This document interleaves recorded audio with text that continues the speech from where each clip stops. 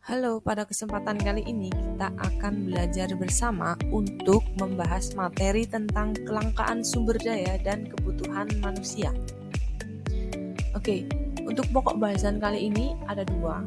Yang pertama, kita akan membahas tentang kelangkaan, dan yang kedua, kita akan membahas tentang kebutuhan manusia. Baik, kita ke materi yang pertama terlebih dahulu, yaitu kita akan belajar atau kita akan bahas tentang kelangkaan. Nah, ada apa sih yang dimaksud dengan kelangkaan? Jadi, kelangkaan atau scarcity adalah kondisi persediaan sumber daya untuk memenuhi kebutuhan manusia yang relatif terbatas, sementara kebutuhan manusia tidak terbatas. Jadi kata kunci untuk kelangkaan di sini adalah keterbatasan. Keterbatasan apa? Keterbatasan sumber daya untuk memenuhi kebutuhan manusia yang sifatnya tidak terbatas. Nah, kelangkaan atau kekurangan itu berlaku sebagai akibat dari ketidakseimbangan antara kebutuhan masyarakat dengan jumlah penduduk yang tersedia. Sehingga kelangkaan itu dipengaruhi oleh beberapa faktor, antara lain yang pertama yaitu terbatasnya sumber daya pemenuhan kebutuhan. Nah, sumber daya yang terbatas itu menyebabkan penurunan jumlah produksi barang dan jasa, sehingga tidak mampu memenuhi kebutuhan masyarakat yang semakin lama semakin banyak jumlahnya.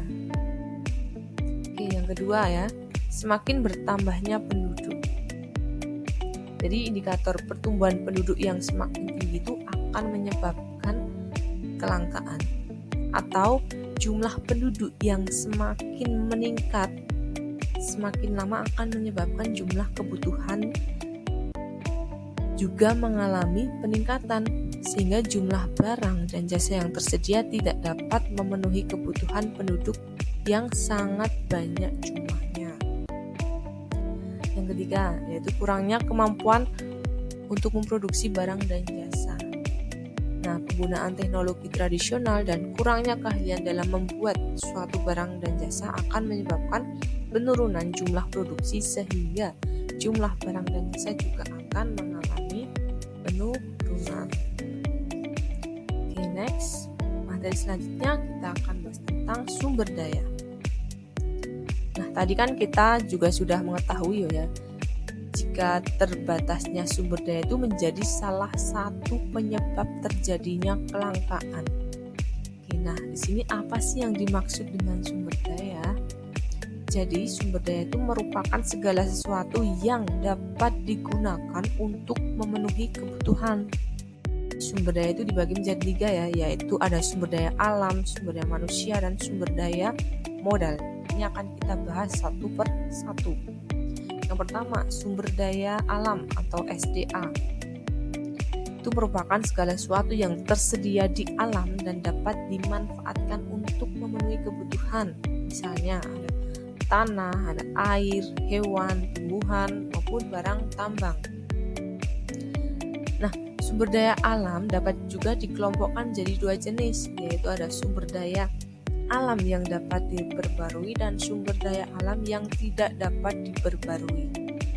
Oke, untuk sumber daya alam yang dapat diperbarui, yaitu adalah setiap sumber daya alam yang tidak akan habis meski digunakan secara terus-menerus, karena jenis sumber daya alam ini bisa diperbarui, didaur ulang, atau dibuat kembali. Sebagai contoh, itu ada tumbuhan, hewan, air, hasil hutan, dan lain sebagainya. Kemudian untuk sumber daya alam yang tidak dapat diperbarui, yaitu adalah setiap sumber daya alam yang akan habis setelah digunakan secara terus-menerus, karena keberadaannya terbatas dan tidak bisa diperbarui, didaur ulang, atau dibuat kembali. Sebagai contoh, misalnya ada bahan tambang, seperti emas, perak, besi, nikel, minyak bumi, gas alam, seperti itu ya, didominasi dengan barang-barang tambang. Kemudian yang kedua, sumber daya manusia. Sumber daya manusia ini kaitannya dengan tenaga kerja ya, atau bisa kita kerucutkan lebih dalam lagi, ini akan bahas tentang skill. Jadi sumber daya manusia merupakan kemampuan yang ada dalam diri setiap individu yang dapat digunakan untuk memenuhi kebutuhan, atau kata lainnya adalah keterampilan atau skill manusia. Yang ketiga, kita akan bahas tentang sumber daya modal. Nah, sumber daya modal ini merupakan segala sesuatu yang dapat digunakan untuk memproduksi barang maupun jasa. Oke, selanjutnya kita ke materi tentang kebutuhan manusia. Nah, kelangkaan terjadi karena jumlah kebutuhan manusia tidak terbatas. Nah, apa itu kebutuhan? Kebutuhan itu adalah segala sesuatu yang dibutuhkan manusia untuk mempertahankan hidup dan memperoleh kesejahteraan dan kenyamanan.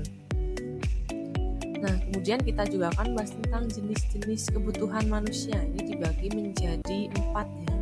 Pertama, kebutuhan menurut intensitasnya. Yang kedua, kebutuhan menurut sifat.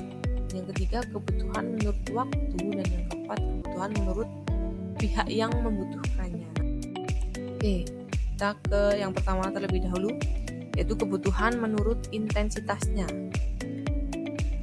Nah, menurut intensitas atau tingkat kepentingannya, kebutuhan itu terdiri atas 3 jenis. Yang pertama ada kebutuhan primer. Kebutuhan primer adalah kebutuhan yang paling utama dan harus dipenuhi oleh manusia. Sebagai contoh ada makan, minum, pakaian, tempat tinggal, maupun kesehatan. Kedua, kebutuhan sekunder. Nah, kebutuhan sekunder adalah kebutuhan yang muncul setelah kebutuhan primer terpenuhi dan sifatnya untuk melengkapi kebutuhan primer. Sebagai contoh, misal sepeda motor kita beli kebutuhan yang mendukung kebutuhan primer. Oke, kemudian kebutuhan tersier. Kebutuhan tersier adalah kebutuhan yang timbul setelah kebutuhan primer dan sekunder dipenuhi. Dan biasanya untuk kebutuhan tersier ini bersifat mewah. Sebagai contoh, ada mobil mewah, jam tangan mewah, dan lain-lain. Oke, selanjutnya kebutuhan menurut sifat. Menurut sifatnya, kebutuhan terdiri atas 2 macam, yaitu kebutuhan jasmani. Nah, untuk kebutuhan jasmani adalah kebutuhan yang berhubungan dengan fisik atau tubuh seseorang. Sebagai contoh, makan dan minum, kesehatan, istirahat maupun olahraga. Kedua, kebutuhan rohani adalah kebutuhan yang berhubungan dengan kondisi kejiwaan seseorang. Sebagai contoh ya, kebutuhan untuk menerima siraman rohani, kebutuhan rekreasi. Kemudian kebutuhan menurut waktunya. Kebutuhan menurut waktunya terdiri atas 2 jenis, yaitu yang pertama, kebutuhan sekarang. Nah, kebutuhan sekarang adalah kebutuhan yang harus dipenuhi sekarang juga dan tidak boleh ditunda-tunda. Contohnya, minum obat ketika sakit, atau kita makan ketika lapar, atau kita minum ketika haus. Jadi kebutuhan yang harus dipenuhi sekarang dan tidak bisa ditunda-tunda. Oke, yang kedua yaitu kebutuhan yang akan datang. Kebutuhan yang akan datang adalah kebutuhan yang pemenuhannya dapat ditunda pada waktu yang akan datang. Sebagai contoh adalah menabung. Oke, selanjutnya kebutuhan menurut pihak yang membutuhkannya. Yang pertama, kebutuhan individu. Kebutuhan individu adalah kebutuhan yang dibutuhkan oleh orang perseorangan secara pribadi. Misal, guru itu membutuhkan buku pelajaran, laptop, LCD untuk mengajar. Sedangkan kebutuhan untuk ibu rumah tangga, misal kebutuhan alat untuk memasak, seperti itu. Yang kedua, kebutuhan bersama atau kebutuhan kolektif. adalah kebutuhan akan barang dan jasa yang digunakan untuk memenuhi kebutuhan banyak orang. Sebagai contoh, jalan raya, jembatan, rumah sakit, tempat ibadah. Oke, selanjutnya kita ke materi tentang barang dan jasa. Kita membahas barang terlebih dahulu.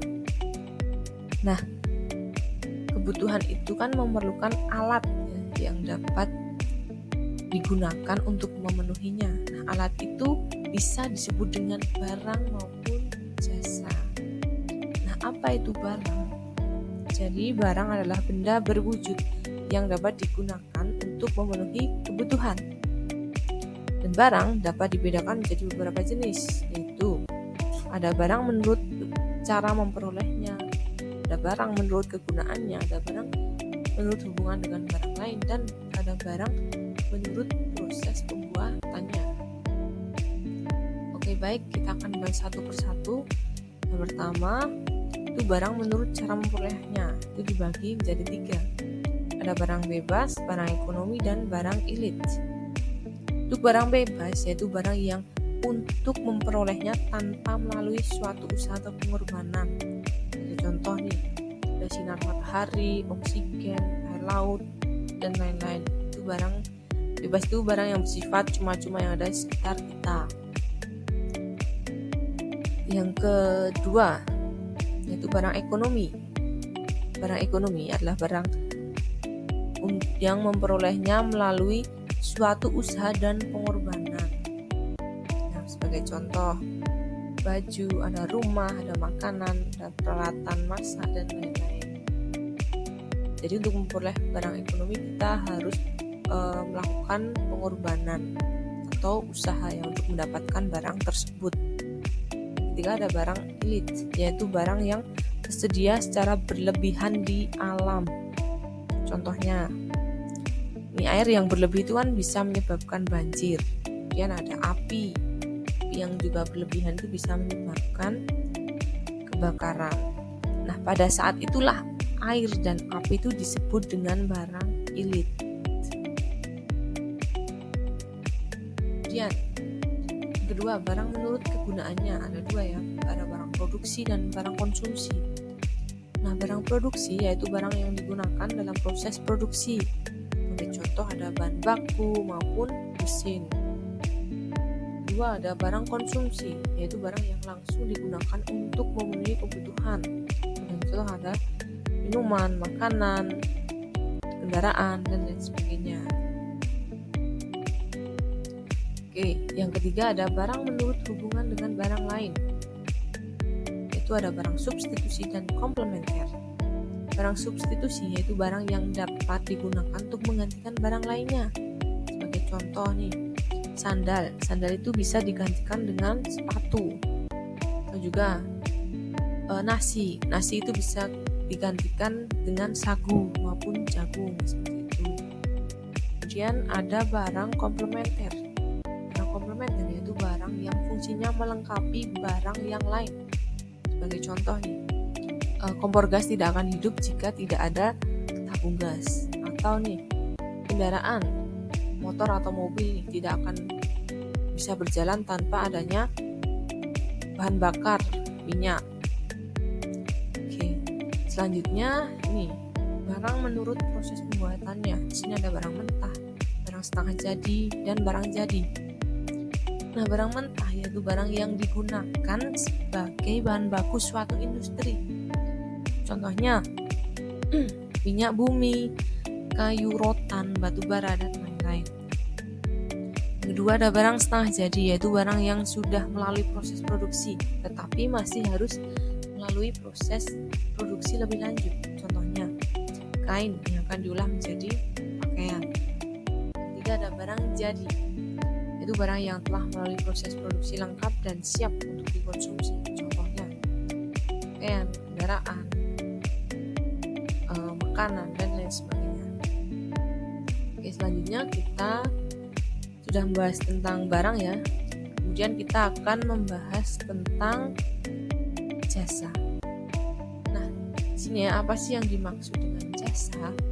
Jadi jasa itu adalah kegiatan atau tindakan yang tidak berwujud fisik, tapi dapat digunakan untuk memenuhi kebutuhan hidup manusia. Contohnya apa? Contohnya ya, jasa itu ada jasa dokter, jasa perbankan, jasa pelayanan kesehatan, jasa angkutan, jasa telekomunikasi, dan lain sebagainya. Oke, sekian materi yang dapat saya sampaikan. Terima kasih.